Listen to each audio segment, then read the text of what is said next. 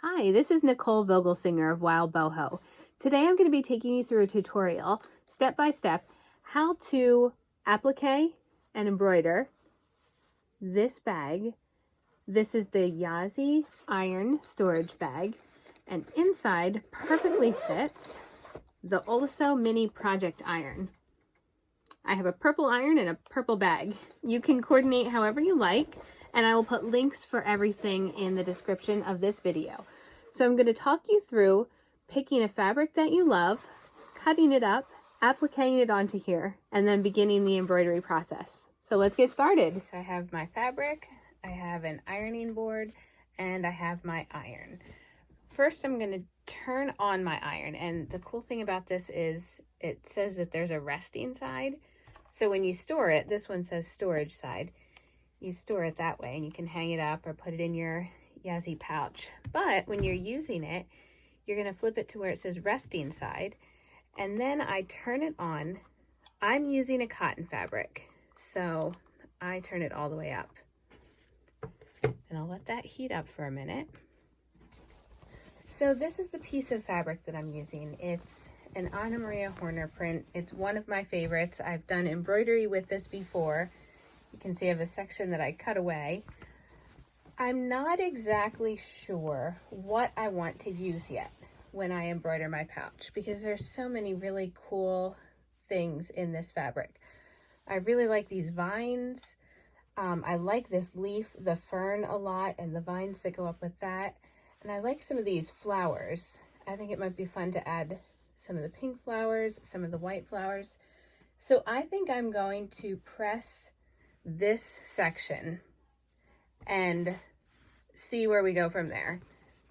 So I'm not touching the iron, I'm just feeling that it's warm enough. I'm going to press my fabric to get all of the wrinkles out. This helps when you embroider, because if you don't iron first, you're just embroidering over bumps and lines in your fabric. I've had this one folded up for a while, saving it for a project. And so I just want to get a lot of the lines out of the fabric. I don't let the iron sit on any section. I can just quickly run this little iron over it. And that's about good. I've got my fern. I've got these lines with the vines. I'm gonna cut a few of these flowers. I'm not sure which ones yet, so I'll just give this a little bit more of a press. So that's the first step. Find your fabric and iron it. And then I'm gonna show you next, we're gonna iron it again, but after we add a product. So I'm gonna finish this up and then head on to the next step. So besides your fabric and ironing board and some general embroidery supplies, this is the only other product that you'll need for a project like this. This is the Heat and Bond Light. It's an iron-on adhesive. It says it's great for lightweight fabrics, machine applique, quilting. It's great for hand embroidery. I use it all the time. It has a dull matte side and a shiny side. So your fabric, you're always going to lay your fabric on the shiny side, and that's how you're going to iron it on. You can see I took, my piece is in my fabric is cut into two different sections. The fern, I wanted to cut around some of the other elements so that I could preserve them. And so I've taken the biggest piece and laid it on flat. Now, the one thing that you don't want to do as you're ironing this on, you don't want your iron to touch the shiny Heat and Bond, because it's going to get all gunky on your iron. So that's why I love using this iron, because it is small, and the little point, I can easily keep it just on the fabric and not have to worry about it hitting the Heat and Bond at all and getting all sticky and gummy. So what I'm doing now is just lightly running the iron over my fabric. Because I'm using a small little desk-sized ironing board, I'm going to shift it around You can see I've got tiny little points, and this point is just brilliant for this sort of project. I can lift the iron up and just gently get those little sections down. You also don't want to let the iron sit on any section of this as you're ironing it. So I'm going to let it rest, shift my ironing board. I might turn this way. I like to check and feel. Your fabric is going to start to feel a little bit more solid once it's ironed on and you know that it's on. It's hard to explain it, but once you do it, you'll know what I'm talking about.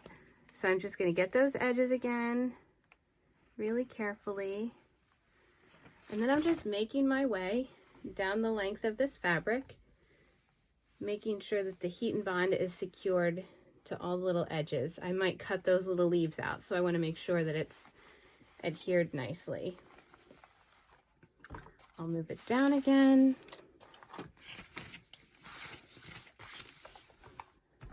I'm going to keep ironing those edges. I like to do the fussy cutting after this point because it's much easier to fussy cut fabrics once they have the heat and bond adhered to the back of them. It's almost like you're cutting out a piece of paper rather than a piece of fabric that wants to bend and move all over for you. So the fussy cutting is so much more enjoyable once this is on it. And I'm going to shift it this way.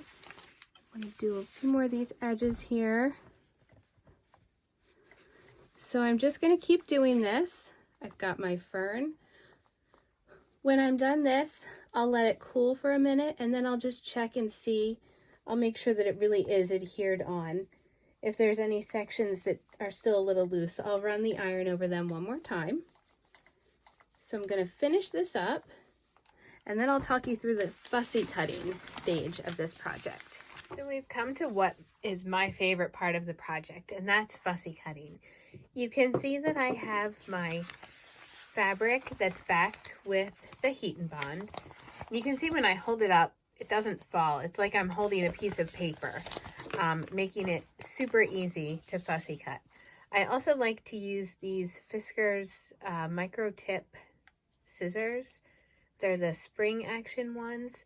I really like these because the micro tip is great for getting into tiny little sections. Now, I'm not going to cut these too carefully. For some projects, I might cut around every little green leaf that you see there. I'm not going to do that with this project. I also am not going to need this entire leaf. So I have my Yazzii bag here, and I'll show you what I'm talking about. I'm going to use my applique that we just created along the sides. Now, just to get an idea of size, this would be too big if I were to lay this leaf like that. I also don't really like how that looks. So I know I'm not going to use every piece of what I've cut out here. I might have it come up at an angle. So until I know the exact placement, I'm just going to roughly fussy cut around here. I'm not going to spend tons of time. The same with some of these other elements. I know that I really like these flowers, so I'll probably put a flower along there. That will mostly fit on, but I'm still going to lose some of the edges, and I'm okay with that for this project. I kind of want it to look like the flowers and vines are moving off the edges of this. I'm also not going to do it on the lid of this. I'm just going to have mine go around the sides of the bag. So, get comfy. This is where you're going to spend a lot of time just cutting out pieces that you're going to want to fussy cut or that you're going to want to use on your bag. So, for instance, say I'm going to use this flower. I also do want some of the gray background to show, so I'm not going to cut too closely there because I really like the gray and I think it'll look good against my purple bag.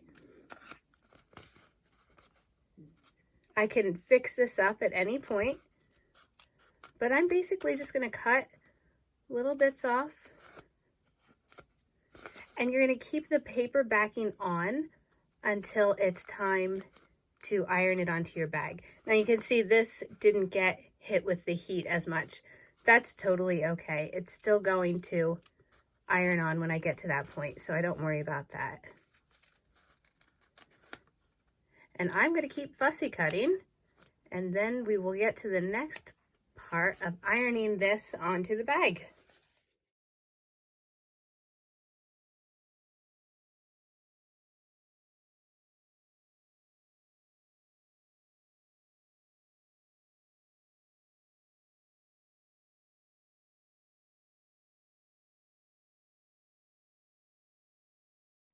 So I have been fussy cutting pieces from my fabric, and I have what I like to call fabric stickers because I still have the paper backing.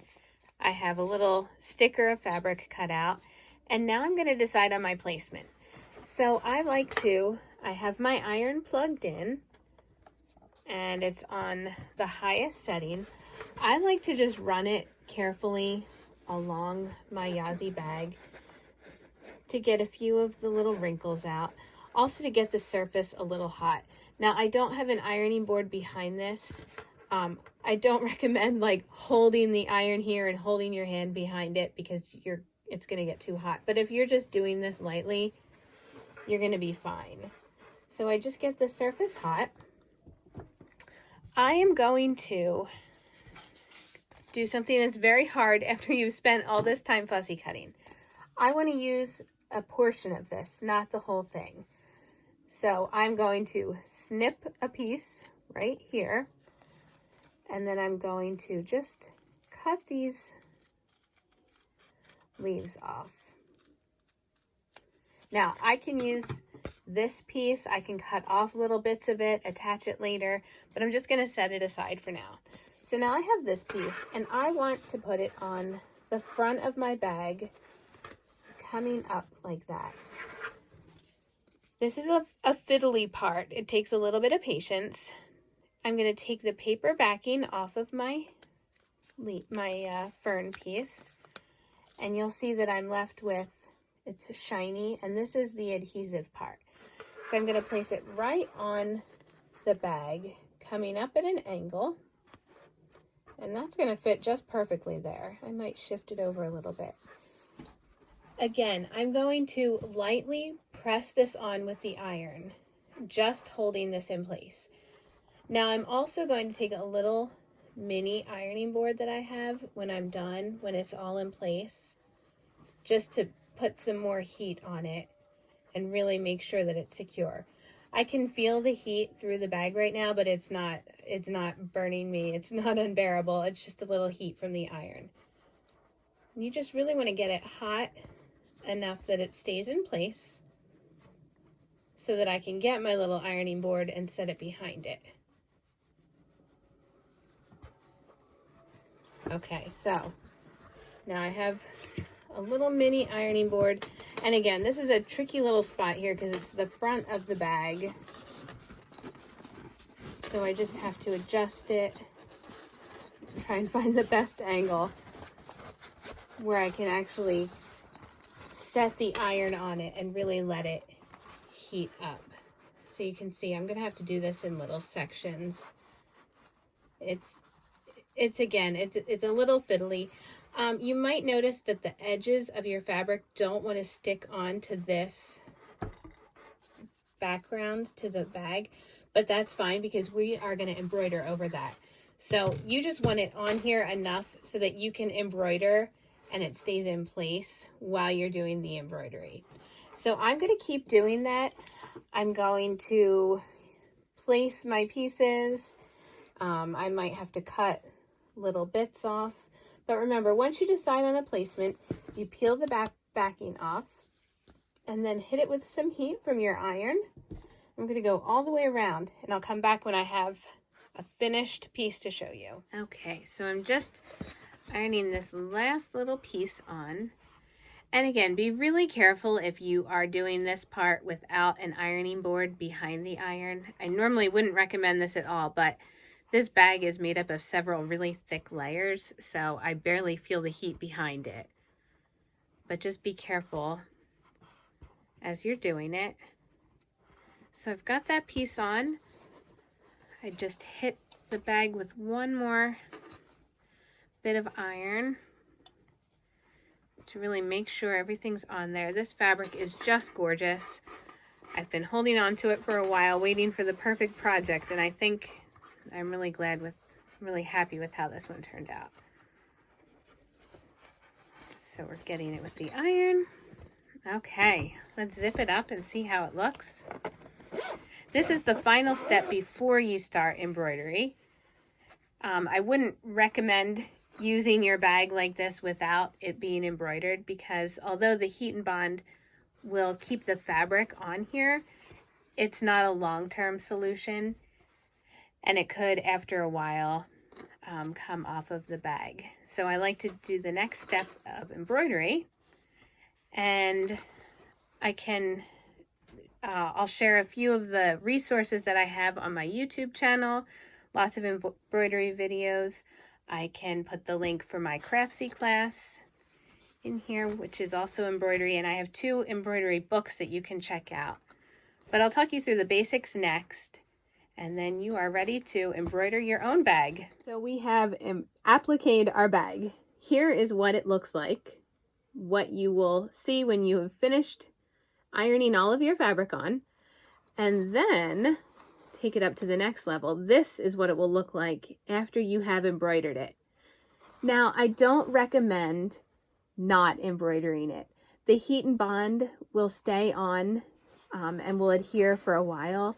The more wear and tear that your bag gets, though, these little pieces are going to want to come off. So you don't have to fully embroider it. You don't need to embroider every little flower or every little leaf, but you do want on each piece of the fabric, you are going to want some thread and some stitches, because that's what's going to keep it on this bag. I'll show you the inside of what it looks like. Now, if you follow me on Instagram, you know that it doesn't bother me to see my work on a project. So the inside of this bag, there's a close-up. I've kept my stitches small. I haven't let my threads go from one end to the other. I don't have big pieces of thread. I've kept my tiny stitches in here. You do want to be aware of that, because you don't want your iron catching the stitches and catching the thread when you're putting it in and out of the bag. So you do want to be aware of that. But you do want some stitches on here. Also, with the embroidery of this bag, I start and end my stitches with a knot in the thread. So let's talk about threads first and all of the supplies that you'll need, and then I'll give you a few tips that you're going to want to keep in mind as you embroider. So you just need some basic supplies. This is a great needle collection. Any sort of embroidery, applique needle.